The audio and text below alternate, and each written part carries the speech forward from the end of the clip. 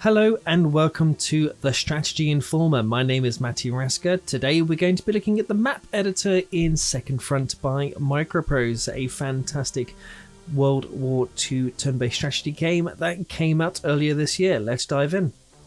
To get to the map editor, you just need to click Edit Map. Very quick to load up, and once you're there, you have some options on the left-hand side. For the purpose of this video, we're going to create a new map. So if we click Create, and we'll give this name, let's say TSI Demo Map. Next, you choose your map size. 12 by 12 is quite a small map, so I'm going to make this just a little bit bigger. Let's call this 25 by 30. You can turn random woods on. It basically places trees and random places on the map. I'm going to leave that off for the moment. And we're going to turn water on. We can have ocean as well, but we're going to choose water. Bearing in mind that once you've made these choices, you can't change these values after clicking OK. Now we're going to click OK. Once we click OK, we've got a blank canvas to work from. There's our map, and you'll also notice on the left hand side you've got a few more options to choose from.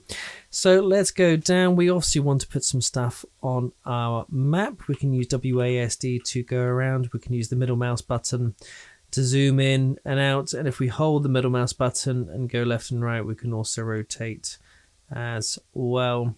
So an idea that we could do is we could have maybe a couple of villages, some forests and some water, maybe a couple of hills on this map. So let's begin. So let's go step by step. At the top here we can see elevation. So here we can elevate the map. We can create some hills, we can create some mountains. The number dictates how wide the elevation is going to be. So if we click on 3, you can see that it's going to be a little wider, so we can do that. We can keep on elevating if we want there, but we can also go down. So maybe at the foot of the hill we could have maybe some water, so we can do that. We bring the water up here and off the map as well, and maybe we could have maybe some cliff edges there as well, maybe along the side of the water. We can spin the map around. There we go. After elevation, we've got terrain. We can play around with terrain. So what did we say we're going to have? We're going to have some trees. So again, we can have small forest, medium forest, or large forest. Let's click on large forest because we want to really go wild with the trees there, and we can go wild with the trees over here as well. If you want to elevate the map after putting the trees down, that's no problem at all. We can do that even after laying the trees. We can also have some rocks. We can put some rocks dotted around the forest perhaps, and we can also do some farmland. We've got some ploughed fields and some grain. We could have a ploughed field maybe down here. You can rotate which direction the ploughed fields go by hovering over at the edge of the tile. We want to go in one direction. If you make a mistake on anything, you can right click on your mouse to get rid of your error and start again. Roads, we can put some roads down now. So we have a selection. We've got a dirt road there. We've got a paved road there. We'll stick with the paved road, and my idea was to maybe come through the middle here, so we can start on the edge. So you use your mouse cursor around the edge of the hex to change direction of the road, and simply all you do is connect. Let's take a little bend there. All you do is simply connect the tile before going in the direction that you would like to go, and we'll come off the map down there.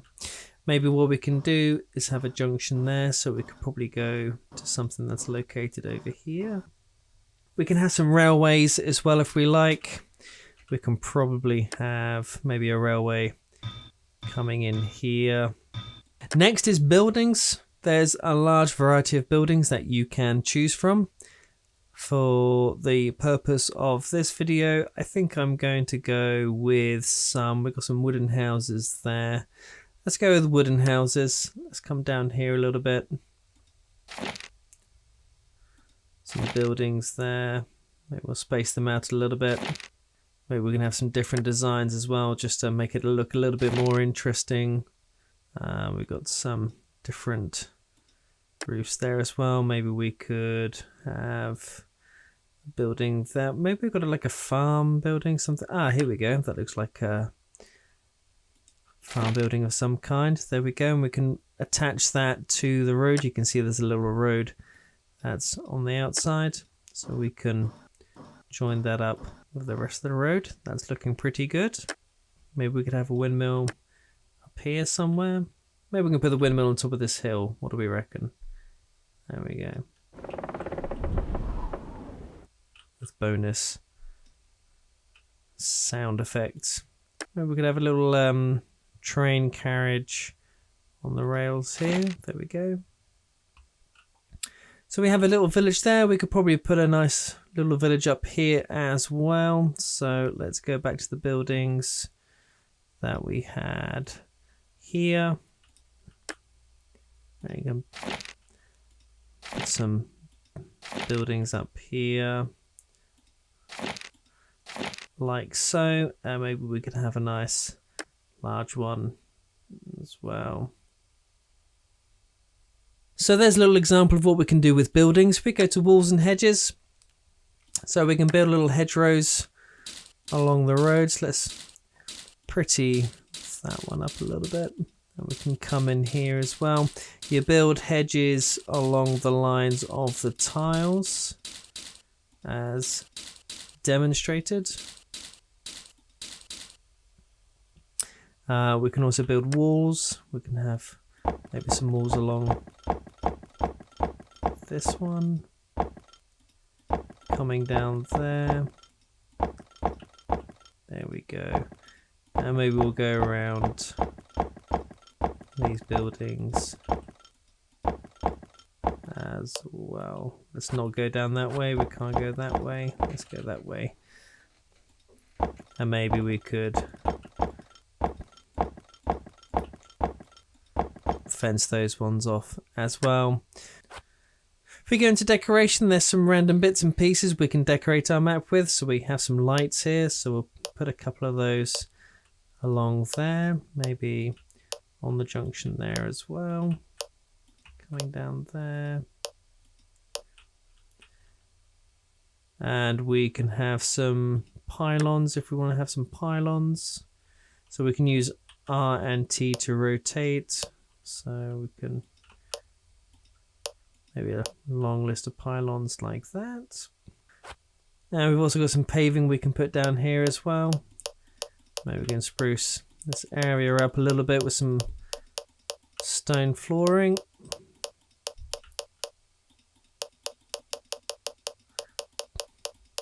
I might replace those buildings now. This is looking slightly more exquisite. So what we're going to do, we're going to go back to buildings and we're going to go to the brick ones up here. We'll right click on those buildings there. And there we go. That's looking a little bit more exciting.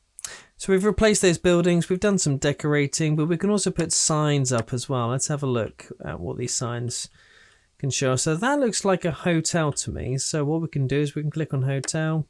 We can bring the sign out the front here. We can put a sign outside saying that it's a hotel. And maybe over here we could have, maybe we've got a, that looks like a bench to me. Is that a bench? Oh no, that's a bit big for a bench. We can extend the buildings out as well. So if we want to extend this one out, we've got an extension that we can build there. We can also add little effects like broken walls and things like that. Though I do find this quite difficult to position correctly. So if we click on this one, for example, we're supposed to be able to maybe put this on a corner or something. I think that's as good as it's probably going to get. And there we have it. So there you have it. We've been able to build a map in the space of about 10 minutes. With that map, we can click save. With that saved, we can now go and create a scenario based on this map, but we will create the scenario editor in a different video. Feel free to hit follow and subscribe, and hopefully we shall see you soon. Thank you for watching. Have a great day.